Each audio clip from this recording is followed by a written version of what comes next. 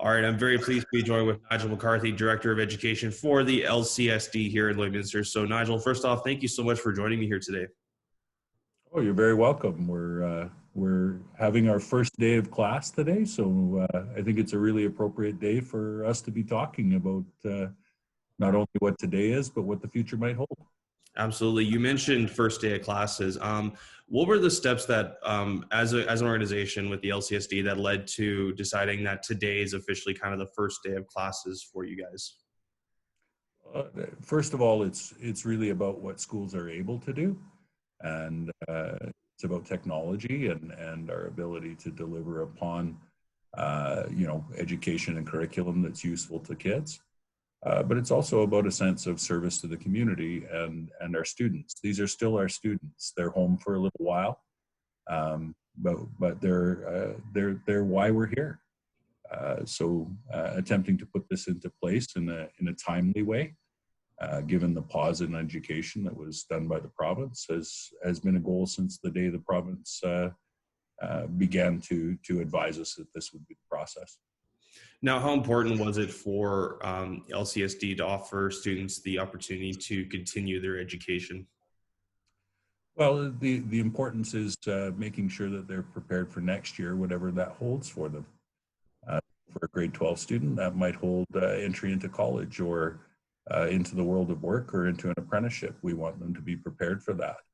For a grade 10 student, it's making sure that that difficult Science 10 course doesn't hold them back from future study next year. And for children that are younger, it's about making sure that their literacy and their numeracy and their knowledge of the world continues. That it's not put on hold for 6 months of the year, but that the offer to learn is still there.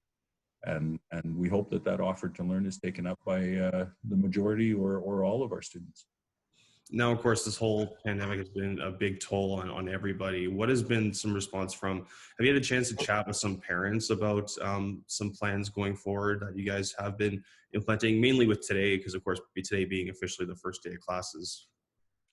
We certainly had some contact with parents through the process of the pause, and I think parents are looking forward to an opportunity for their kids to, after this break in March, to resume contact with the world, and for their children to know that the doors are still open to learning, though it's going to be a new way, and it's going to be unique, and it's going to teach us all something. We as teachers are learning lots through this process.